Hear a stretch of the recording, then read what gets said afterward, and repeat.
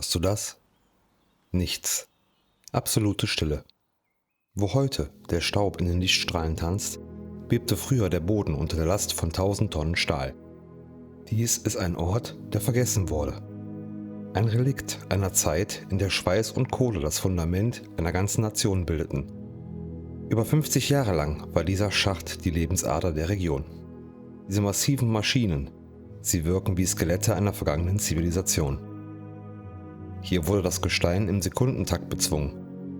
Doch im Dezember 2001 blieb das Herz dieser Riesen plötzlich stehen. Die gewaltige Seilscheibe machte ihre letzte Umdrehung. Das Licht ging aus, die Arbeiter gingen nach Hause und sie kamen nie wieder zurück. Heute regiert hier der Rost. Wir lüften den Vorhang der Geschichte und treten ein in eine Welt, in der die Zeit keine Rolle mehr spielt.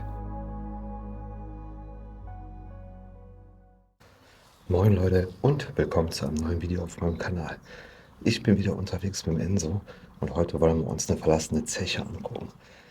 Es war schwierig, aufs Gelände zu kommen. Es ist teilaktiv und teilbewacht. Dementsprechend müssen wir immens vorsichtig sein. Deswegen sage ich, nicht lange schnacken, wir gehen direkt rein in die Action und ich wünsche euch viel Spaß. Es geht im Prinzip direkt eine Treppe hoch. Das ist schon krass. Hier ist alles rusty und decay. Ich glaube, das ist eine ziemlich coole Location. An der Stelle auf jeden Fall viele Grüße an Nati, die uns hier geholfen hat reinzukommen. Herr Enzo zeigt mir gerade schon was. Ich muss die Kamera umdrehen, es wird schon geil direkt am Anfang.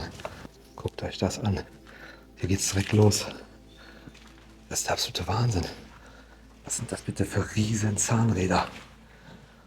Und dann diese Kette dahinter. Ich glaube, hier war das Förderband damals dran. Hammer. Guckt euch mal diese Kettenglieder an. Ich lege meine Hand mal drauf. Da seht ihr mal, wie groß das ist. Boah, vollkommen irre. Hier die beiden riesen Zahnräder. Sogar noch tatsächlich ein bisschen Fett drauf. Ich glaube, der Enzo hat gerade oben Tauben verjagt. Guckt euch das mal an, ey.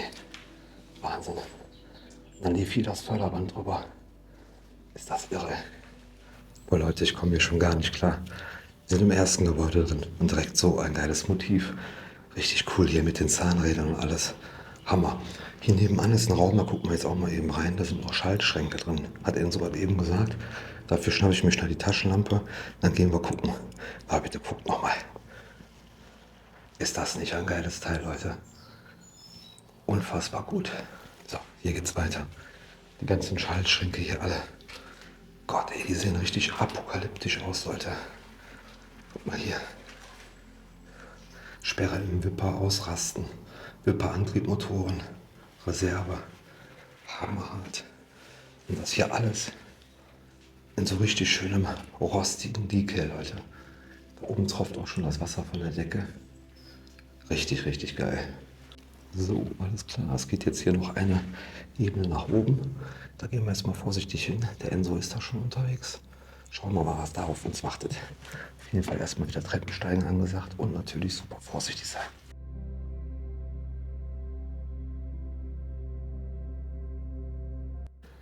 So, schaut euch mal den Blick an. Alles rostig. Komplett apokalyptisch zugewuchert bis nach da hinten. Der absolute Knaller. Der eigentliche Knaller kommt aber jetzt erst. Guckt euch das mal an. Hier ist eine komplette Halle. Da vorne ist so ein Schalthäuschen. Und da ist sowas wie eine Kanzel. Das gucken wir uns jetzt auf jeden Fall mal an. Das sieht ja mega spannend aus. Boah, direkt das erste Gebäude und direkt den Jackpot, Leute. Mega, mega gut. Ja, hier seht ihr auf jeden Fall auch noch so eine Art Förderband, würde ich sagen. Ne? Ging vermutlich damals da raus und lief dann hier schön vorbei. Enzo macht schon Fotos, das lohnt sich für den hier natürlich richtig. Hammer. Guckt euch das mal an. Was eine mega Location. Selbst hier noch Bergeverlagerung. Ich weiß nicht, was das heißt. Hier standen auf jeden Fall Getriebe. Nächster Wechsel, das war wahrscheinlich so eine Art Wartungsliste. Aber die ist komplett verrostet gerade. Da geht gar nichts mehr. Boah, Leute, und jetzt hier, guckt euch das bitte mal an. Das ist Apokalypse des Todes. Volles Fund. Hier die eingeschlagene Fensterscheibe mit der Tür. Und dann geht man hier einfach in dieses Schalthäuschen rein. was auch schon gar keine Decke mehr hat, weil es komplett weggerostet ist. Aber schaut mal bitte hier, das alte Schaltpult. Boah, von hier aus konnte man, hier steht noch Senken drauf, das kann ich noch lesen. Überall rote Knöpfe, vor, zurück. Rote Knöpfe soll man ja eigentlich nicht drücken, ne? Machen wir jetzt trotzdem mal.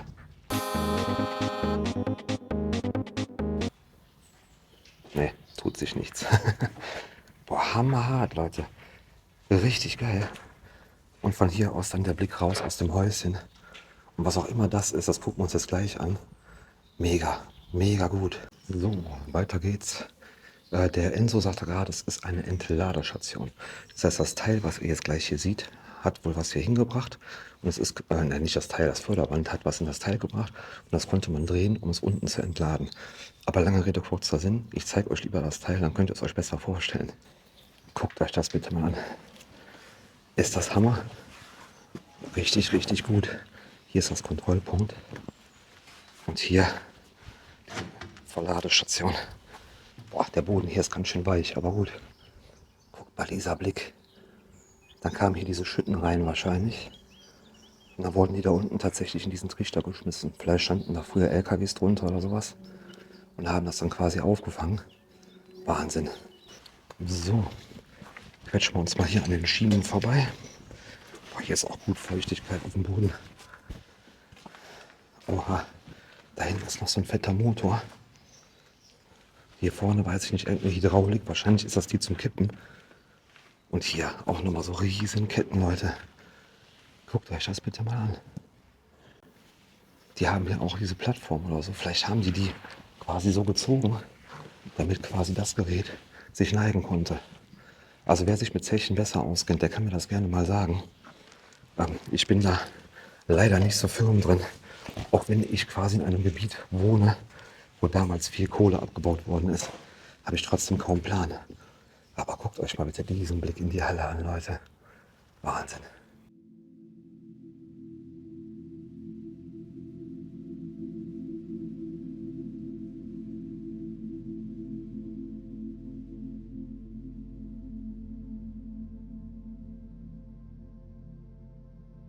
So, dann würde ich sagen, gucke ich mal, wo der Enso abhängt.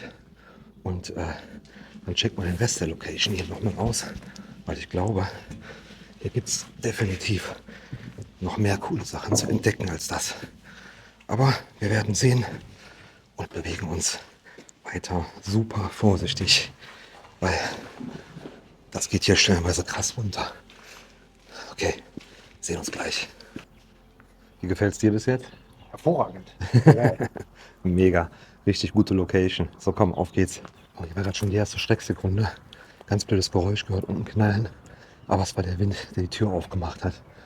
So, wir sind jetzt in der Wasseraufbereitung der Zeche. Ich rede ein bisschen leiser, weil hier schallt ohne Ende. Aber das ist der Wahnsinn. Ihr seht an den Fliesen hinter mir schon. Mega, mega gut. Ich zeig's euch jetzt. Ich drehe die Kamera um. Guckt euch das mal an. Dieser ganze Raum hier. Vollkommen irre. Hier standen wahrscheinlich überall so Pumpen drauf, die dann hier verflanscht waren. Da auch. Dann hier noch so ein richtig cooles altes Sperrventil, Leute. Boah, mega. Boah, wir sind mal reingekommen. Wir müssen halt mega vorsichtig sein. Hier seht ihr noch Grundrisse. Die pixel ich euch aber, damit das keiner sehen kann, wo wir hier sind. Da auch. Und dann hier wieder so eine Tafel. Letzter Ölwechsel, nächster Ölwechsel, Ölart. Pumpe 1 bis 4, Spülpumpe 1 und 2 und Drehkolbengehäuse. Also hier war auf jeden Fall mächtig was los. Aber bitte guckt euch mal dieses postapokalyptische Bild an. Allein hier das ganze Wasser und Moos, was hier reinläuft. Hammer. Dann hier überall Decay, alles von der Wand gebröckelt. Und dann hier diese Fenster, wo halt wirklich überall irgendwas reinwächst. Also wenn das nicht apokalyptisch ist, dann weiß ich es auch nicht. Ja, die Ecke spare ich mir, da geht es nicht weiter. Da sind auch Sockel von irgendwas. Vermuten wir, da standen dann auch Spülpumpen oder Pumpen drauf. Hier seht ihr, hier ist noch so ein richtig schönes verrostetes Rad für die ganzen Pumpen. Aber der eigentliche Knaller, bitte guckt mal hier. Als wäre die Menschheit komplett ausgestorben, Leute. Überall Farn, der hier aus der Erde wächst. Und im Hintergrund die ganzen Schaltschränke.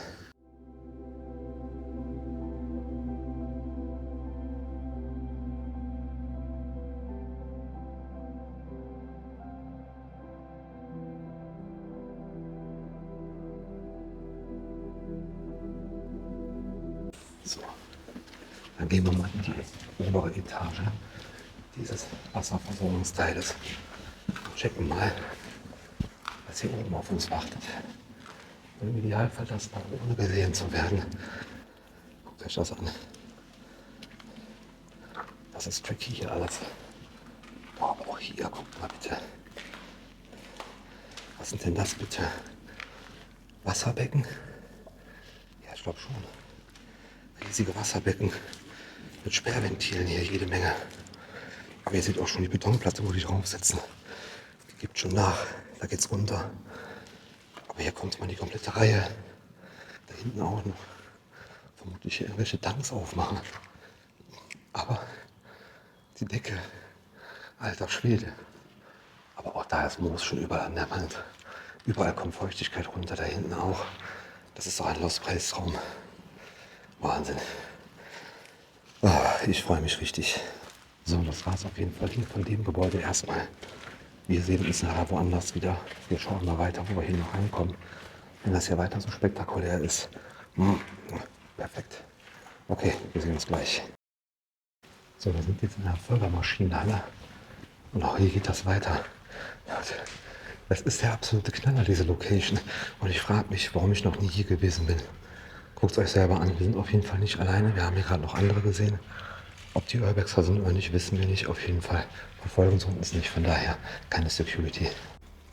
Guckt euch das mal an. Auch wieder so eine Wahnsinnsmaschine. Ja? Ein Riesenmotor. Boah.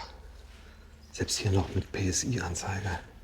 PI, ja, ihr wisst, nein, auch nicht Kilogramm pro Kubikzentimeter. Keine Ahnung. Vielleicht der Druck, der hier geherrscht hat. Boah, der Blick nach da, Leute. Mit den Glasbausteinen hier. Irgendwie creepy. Gut, gehen wir jetzt mal hier weiter. Weil hier ist noch mehr. Boah, wir können hier theoretisch auch mal oben drauf gucken. Boah, guck mal hier, Leute, ey. Allein diese Farben. Ich hoffe, die kommen auf dem Video rüber, wie ich sie sehe. Aber ich denke schon. Ich kletter jetzt hier mal hoch und kann mal von oben in den Motor schauen. Guckt euch das mal. Mega. Wahnsinn. Wenn ich mich jetzt umdrehe, dann seht ihr da so einen riesen Kolben. Ist es ein Kolben? Ich glaube schon. Der dann hier irgendwas gepumpt hat. Da auch noch ein Motor mit dem Tank daneben. Vollkommen irre. Vollkommen irre.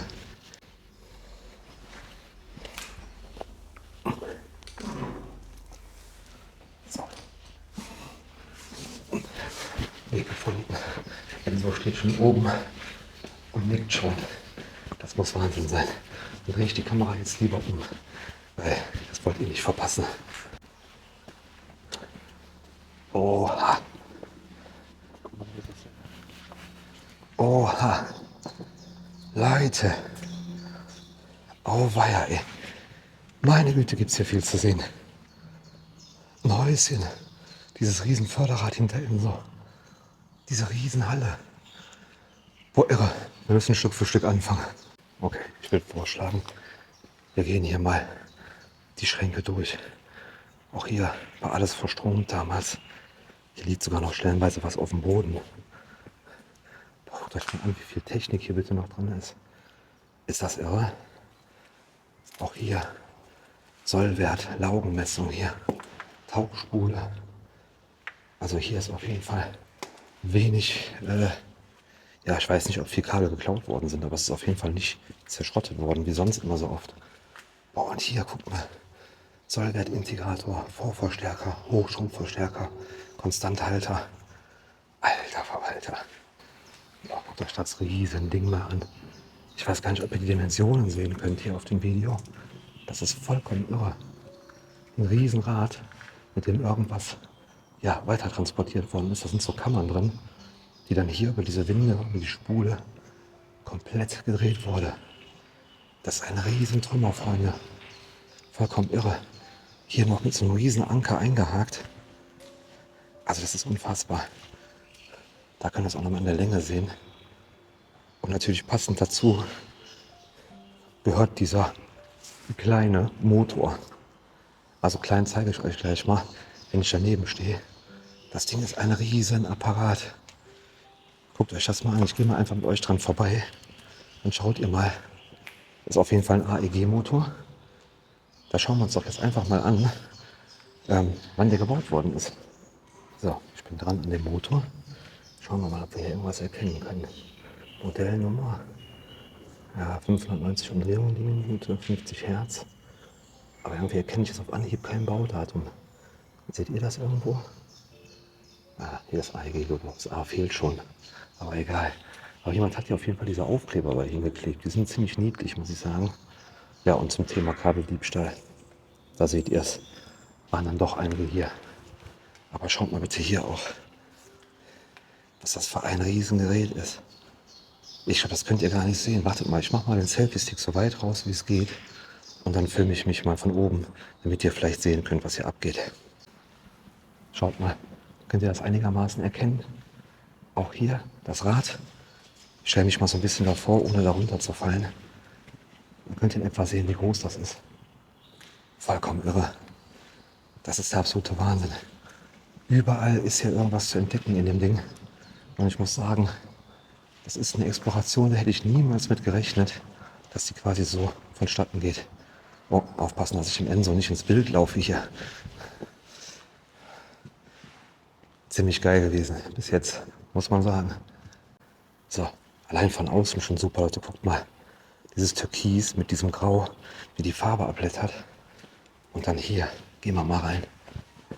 Alter Verwalter, was ist das denn bitte für ein Riesenapparat?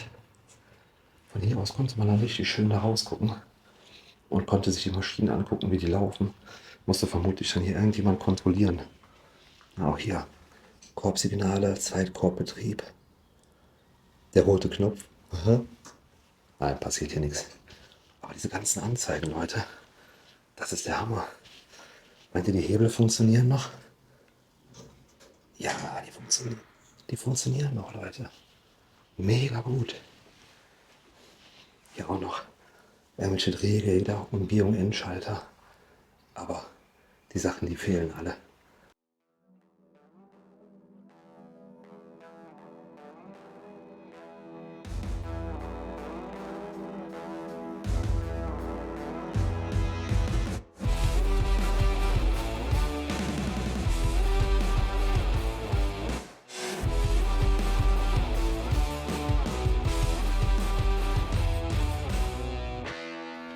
So Leute, jetzt sind wir hier auch fertig. Das war ein Deluxe-Raum, muss ich sagen. Hat mir sehr, sehr gut gefallen. Wir schauen jetzt nochmal, ob wir noch andere von diesen Gebäuden hier finden, wo wir noch was entdecken können. Wenn ja, hole ich euch wie gewohnt dazu. Na, schaut mal, da seht ihr den Flotterturm von der Zeche noch. Darunter ist auch ein Gebäude. Das versuchen wir natürlich jetzt mal abzuchecken. Aber es ist natürlich extrem risky hier. Aber wir schauen mal, ob wir einen Zugang finden können. Ich sage euch wohl schon direkt, da hoch kriegen nämlich keine 10 Pferde, Leute. Noch ein Haus, und zwar ein Schalthaus. Was man sich auch immer unter Schalthaus vorstellen kann. Fette Schalter, sagst du? Oh ja. Guckt euch mal die Perspektive allein an mit dem Licht. Wie gut ist das denn bitte? Oh weia, das ist schon mega. Schaut mal hier überall Schalter. Und was für Dinge. So richtig große Teile. Die kann man sogar noch bewegen. Psst, genau. Boah, überall hier. Einer nach dem anderen. Also hier wurde mal so richtig im großen Stil Strom fabriziert. Enso macht gerade schon Licht. Hier ist auch alles noch voll mit Schaltschränken. Bitte, was ist das denn? Ist das so eine Dekompressionskammer vielleicht? Boah, weiß es einer von euch, dann schreibt es mal bitte in die Kommentare. Ist das vielleicht, um den Sauerstoffgehalt anzugleichen von den Bergarbeitern? Keine Ahnung. Auf jeden Fall mega creepy. So, okay. Weiter geht's. Wir gucken jetzt, glaube ich, noch mal oben. Oben ist auch noch was und dann schauen wir weiter. Und hier geht es im Prinzip weiter. Aber guckt euch die mal an, bitte. Boah, das riesen Spulen. Und auch hier überall solche Kammern. Boah, sehen die creepy aus, Leute. Das ist richtig creepy. Wir machen mal eine vorsichtig auf. Oha. Vorsicht, Rückspannung. Da geht es auch tief runter. Aber schaut mal bitte. Boah, Leute. Das ist hier das Armageddon-Paradies. Ich sag's euch so, wie es ist. Überall diese Türen mit den Gläsern drin. Wie so kleine Kabinen für Menschen. Natürlich nicht, da ist natürlich Strom drin, aber hammerhart. Boah, und dann diese Tür, Leute. Guckt mal bitte. Wie apokalyptisch sieht das denn aus? So, gegenüberliegend das gleiche Bild. Genauso apokalyptisch. Guck mal bitte, ich fahre mit euch mal hier durch die Mitte durch. Ist das nicht creepy? Und überall, links und rechts, Stromzähler, Generatoren, Spulen, Trafos, alles. Boah, dann kommt man hier raus und hat direkt das nächste apokalyptische Bild mit dem Moos hier. Schaut mal, in dem Gebäude waren wir eben am Anfang. Da oben ist diese runde Tonne drin. Hier geht es auf jeden Fall auch noch sportlich runter. Und hier geht es auch direkt weiter. Guckt euch das mal an. Noch mehr von dem Kram. Wie irre ist das denn bitte? So Leute, schaut mal, leider haben die uns den Förderturm zugemacht. Und hinten die andere Seite ist auch zu. Deswegen kommen wir da vermutlich nicht rein. Aber ist das nicht auch cool? Schade. Das wäre natürlich auch cool, da oben mal zu gucken, oder? Naja, gut. Dann muss der Blick durch dieses Bullauge reichen. Einen Raum haben wir noch, oder ein Gebäude. Das ist hier so eine Halle. Da sind wir gerade von draußen rumgeschlichen. Und auch das wieder mega apokalyptisch hier. Da wächst das ganze Zeug rein. Wir gehen überall Türen durch. Wir wollen nebenan quasi in die Halle, weil da quasi die Kesselfabrik ist. Aber vorne ist halt zu, deswegen versuchen wir jetzt hier den Umweg. Aber auch hier, guck mal bitte. Das ist doch Apokalypse pur hier. Ja, aber es sieht so aus, als würden wir da nicht durchkommen. Aber das ist die Hauptsache, kein Trinkwasser. Aber hätte ich gerade Durst und könnte mal eine Runde trinken. Ich glaube, hier geht es auch nicht durch. Enzo war hier gerade schon gucken. Nee, dann kommen wir leider nicht in den Kessel rein. Schade Marmelade. Das wäre noch cool gewesen, aber vielleicht kann ich euch gleich mal eben durchs Fenster filmen, was euch da erwartet hätte. So, passt auf Leute, ich zeige euch mal eben durch den Zaun, wie das Kesselhaus ausgesehen hätte, wenn wir denn reingekommen wären. Guckt euch das mal an.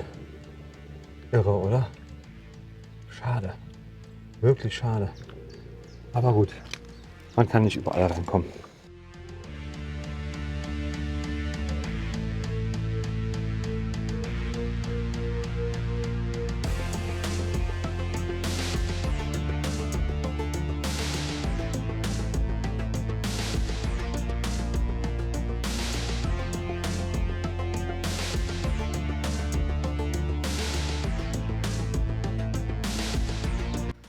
So Leute, Enzo und ich machen uns jetzt wieder vom Acker. Ja, war eine coole Location, war wieder Industrie. Da geht dem Enzo immer das Herz auf. Ich fand es heute aber auch richtig saugeil. Muss sagen, hat mir Spaß gemacht. Wenn es euch auch Spaß gemacht hat, nicht vergessen, liken, kommentieren, abonnieren. Und ich würde sagen, wir sehen uns im nächsten Video wieder. Bis dahin, San Francisco.